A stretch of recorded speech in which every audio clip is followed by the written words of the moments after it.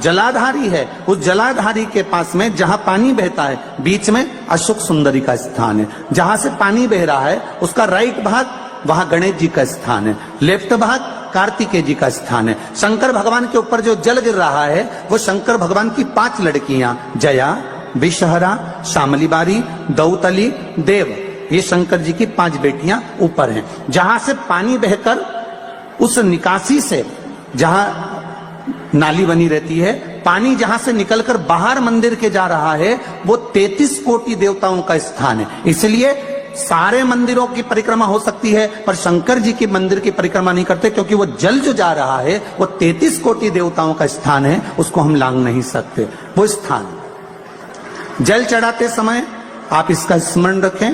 पानी का जब पात्र लेकर जाते हैं मंदिर के अंदर, सबसे पहले शिव जी का जो जलाधारी है उसमें राइट भाग पर अपनी मनोकामना कर कर जल चढ़ाएं, फिर लेफ्ट भाग में चढ़ाएं रोग मुक्ति के लिए, अशोक सुंदरी की जगह पर चढ़ाएं, ये तीसरा स्थान। चौथा स्थान माता पार्वती जी का जो कटी भाग है, जहां पर शिवलिंग रखा हुआ है, उस भाग पर जल चढ़ाएं, चौथा भाग। 5वां भाग शंकर जी के ऊपर चढ़ाएं। ये 5 जगह पर जल क्रमवाइज चढ़ाएं।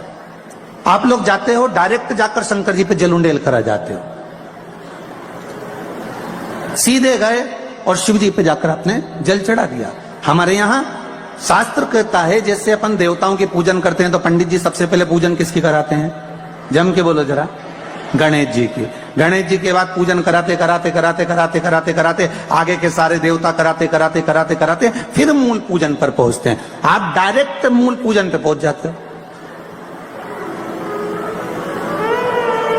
और सरल भाषा में समझ लो, जितनी सरल भाषा में समझोगे ना उतना अपने जीवन में उतर जाएगा। इस छत के ऊपर आपको चढ़ना है, निशानी रखी है,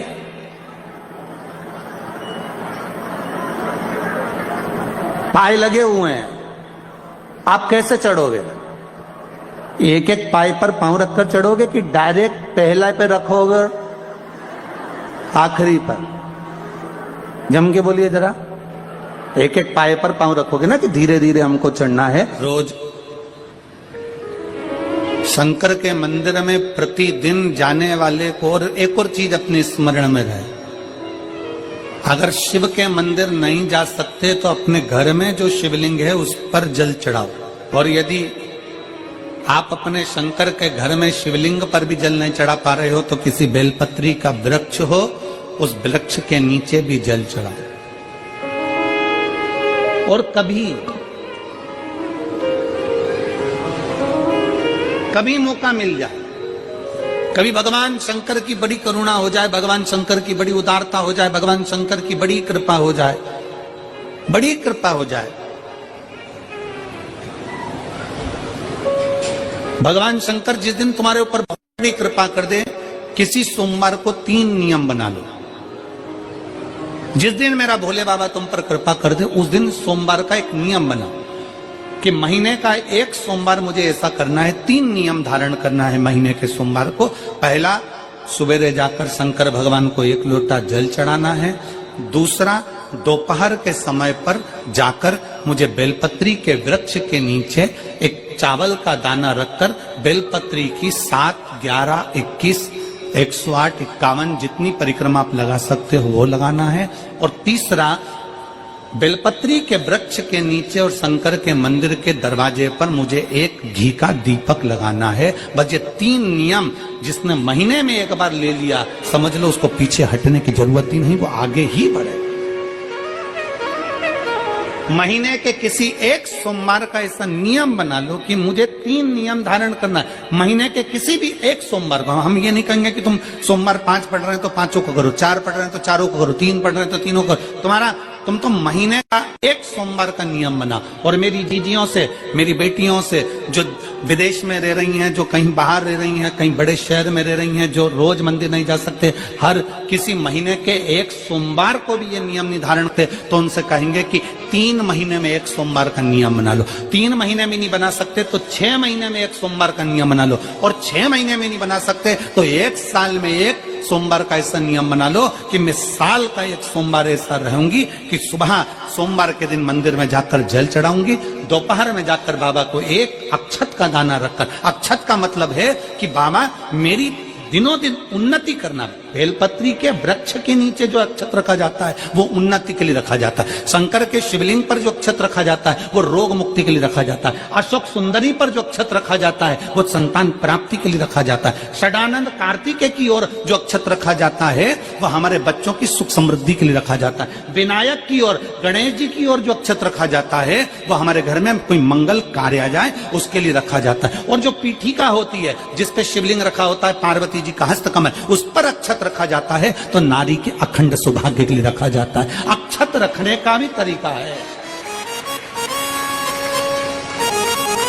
एक चावल का दाना कहाँ रखा जाता है, क्यों रखा जाता है, कैसे रखा। अब कई लोग कहते हैं गुरुजी ये शिव महापुराण में आप ये नियम बताते हो, तरीका बताते हो। हम तो उनसे कहेंगे डॉक्टर के पास जाओगे तो डॉक्टर भी गोली लिखकर ये नहीं कह देगा कि ये सारी गोली एक साथ खा जा। डॉक्टर भी कहेगा ये गोली सुबह खाना है, ये गोली शाम को खाना है, ये गोली दोपहर में खाना, ये गोली भूखे रहकर खाना। बोलो सही है कि गलत है। ये रात्रि को खाना खाने के बाद खा लेना, ये खाना खाने के पहले, ये नाश्ते के पहले। और सुनो ये दवाई, ये वाली पीछे वाली जो दवाई लो ना इसको दूध से लेना, ये वाली जो दवाई लो ना इसको पानी से लेना। और सुनो ये डब्बी है इसको पानी में मिलाकर फिर पीना। दवाई लेने का भी तरीका है, उसी तरह शिव महापुराण में एक एक अक्षत का भी तरीका है और एक एक बेलपत्री का भी तरीका है। अब मान लो कई लोग कहते हैं गुरुजी आप ये तरीका बताते हो शिव पुराण के माध्यम से, कई लोगों के मन में संशय जागता है। तो अगर हम एक साथ चावल चढ़ा दे तो उसका क्या तरीका है। तो हमारा निवेदन है डॉक्टर जो दवाई ले एक ही बार में निपटा जाए, एक ही बार में खा ले। दवाई एक बार में पूरी खा गए असर नहीं करेगी, इसमें डॉक्टर का कोई दोष नहीं है। उसने तो बताया था ऐसे लेना ऐसे लेना। और तुमने मैं डॉक्टर साहब ने पूछा दवाई पूरी ली, शाम की दवाई भूल गई थी, सवेरे की दवाई भूल गई थी, ये दवाई भूल गई थी। डॉक्टर कहेगा हमने तो नियम बताया था, तुमने नहीं खाई तो असर कहां से करेगी। तुम असर कब करती है जब हम पूजन के तरीके को जान जाए, जब हम अर्चना के तरीके को जाए। आप साल भर का एक सोमवार निकाल लो, 6 महीने का एक सोमवार निकाल लो, 3 महीने का एक सोमवार निकाल लो, महीने का एक सोमवार निकाल लो, अपने से दिल में बन जाए तो एक सोमवार ऐसा निकालो जिसके 3 नियम धारण हो। पहला, उसी सोमवार जिसको कर रहे हो उस दिन सुबह जल चढ़ाना। दूसरे, दोपहर के समय पर जाकर बेलपत्री के वृक्ष के नीचे एक चावल का दाना रखना और परिक्रमा बेलपत्र की जितनी तुमसे बन जाए, जितनी तुम्हारे शरीर की कैपेसिटी हो, जितना तुम्हारा शरीर चलते बन जाए। हम तो ये भी नहीं कहते कि तुम भूखे रहकर भगवान का भजन करो, हम कभी नहीं कहते। हम तो यहां तक कहते हैं, हमारे पुष्टि मार्ग में यहां तक कहा गया कि वल्लभ कुल की एकादशी करो, भले बकरी जैसे चरो पर एकादशी करो।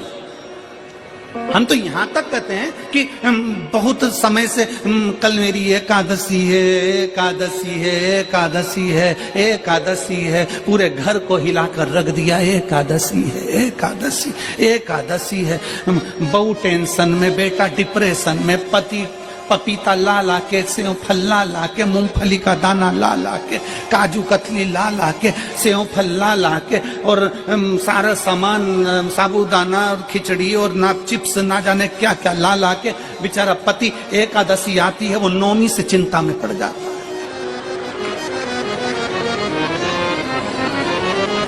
हम तो ये भी नहीं कहते कि तुम व्रत बहुत भारी करो, तुम व्रत उपास भी बहुत टेंशन वाला करो। ना ना ना,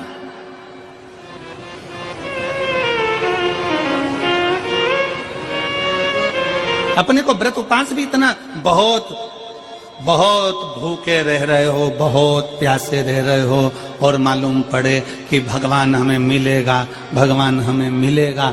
भगवान कहता है कि देख भाई, मैं भी भूखा नहीं रहता, तू भी भूखा मत रहे, मैं भी चकाचक रहता हूँ, तू भी चकाचक रहे, मैं भी अपने। और भगवान शंकर तो ये भी कहते हैं कि अपना परिवार में मत छोड़ो। मेरे पास में पार्वती भी, एक ही देवता है जो बिग फैमिली मंदिर में बैठता है।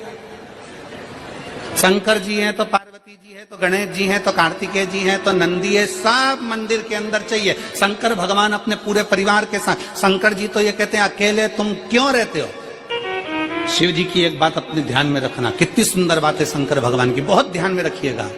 आप जोहरी नहीं हो, हीरे को नहीं परख सकते। हम भी जोहरी नहीं है, हम हीरा को नहीं समझ सकते। पर भगवान शंकर ने पृथ्वी पर जिसको जन्म दिया उसको जोहरी बनाकर पैदा किया है, उसको जोहरी बनाकर भेजा है कि आप भले हीरा को न समझो चलेगा, पर अपने नजदीक में कोई दुखी है तो उसकी पीड़ा को जरूर समझना। भगवान शंकर कहते हैं उसकी पीड़ा का स्मरण।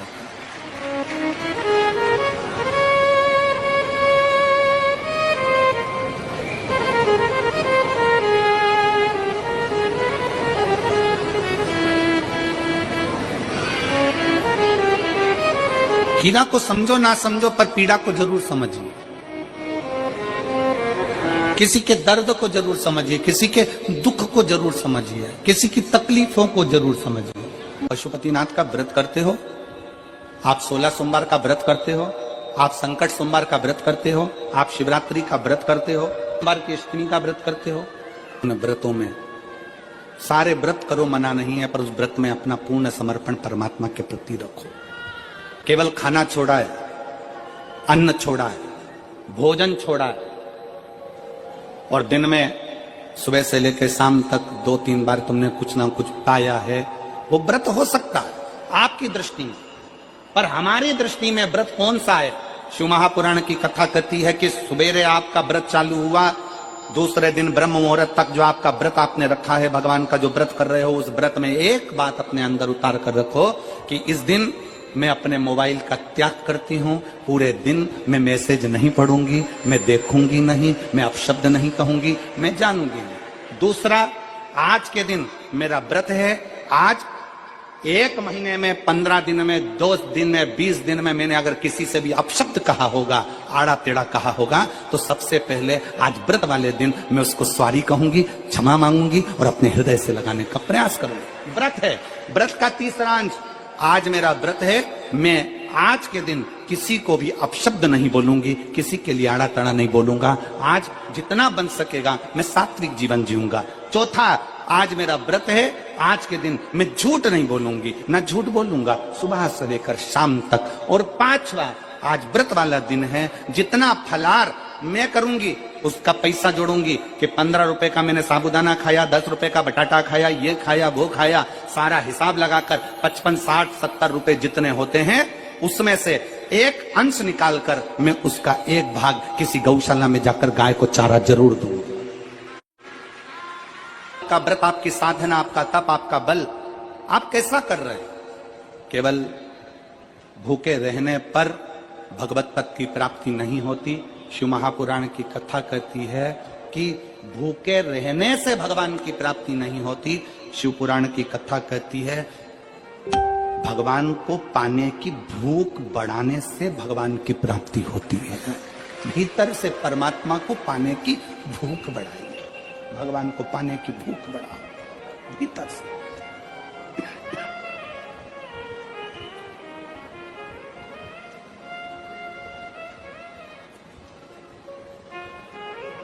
व्रत करो मना नहीं, तप करो मना नहीं, साधना करो मना नहीं, पर उस तप साधना में, व्रत में परमात्मा को पाने की ललकता हो आपके भीतर, भगवान को पाने की ललकता हो आपके भीतर, भगवत पद को पाने की ललकता हो आपके भीतर, तो भगवान। महापुराण की कथा एक बड़ी सुंदर बात कहती है, व्रत आप करते हो, उपास आप करते हो, नियम आप लेते हो, पूरा किसको करना पड़ता है? तुम्हें नहीं। व्रत आप करते हो, उपास आप करते हो, नियम आप लेते हो और पूरा देवाधिदेव करते हैं, भगवान शंकर करते हैं। बस इतना जरूर याद रखें कि जैसे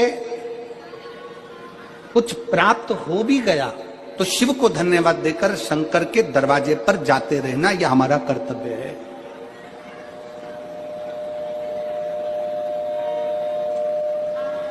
एक बहन जी ने पत्र लिखा था कल, उस पत्र में बहन जी ने लिखा कि शिव महापुराण तप का मतलब क्या होता है? चलिए उपास का मतलब बताओ। खाना छोड़ देना व्रत नहीं है, दूसरे का धन छुड़ाकर खाना छोड़ लेना व्रत है।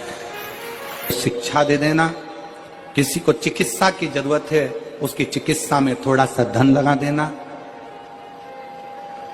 कोई रोते हुए की आंख के आंसुओं को पोंछ देना। किसी के दुख में खड़े होकर उसको खुशियां प्रदान कर देना। ये दुनिया का सबसे बड़ा व्रत है, सबसे बड़ी साधना, सबसे बड़ा तो मन साफ है तो सारी गलतियां माफ है, और अगर मन ही साफ नहीं है तो गलती कौन माफ करेगा भाई।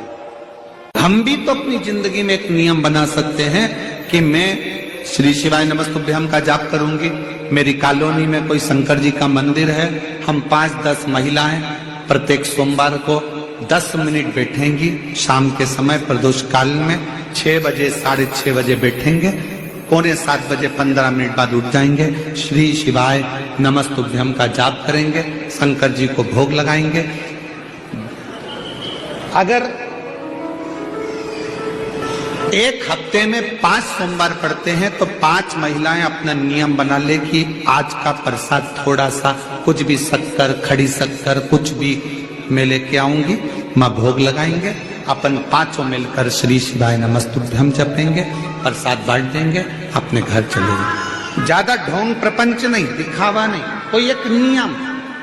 हमारे नजदीक में शंकर जी का मंदिर है, हफ्ते में एक बार नियम बनाएंगे, उस मंदिर में सफाई करेंगे। हफ्ते में एक बार नियम बनाएंगे, अपने नजदीक के शंकर के मंदिर को साफ करेंगे, क्लीन करेंगे। एक नियम अपने अंदर बनाओ शिव के प्रति।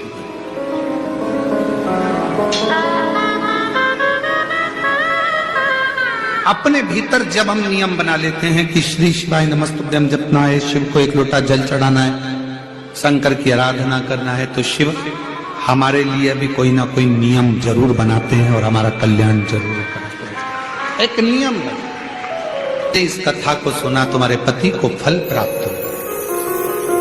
कलिकाल में संसार में जो शिव महापुराण की कथा को सुनता है, श्रवण करता है, करवाता है, बांटता है, सुनता है, वो जितने जीव इस कथा को श्रवण करने आते हैं, केवल उनका ही नहीं, उनकी 71 पीढ़ी का कल्याण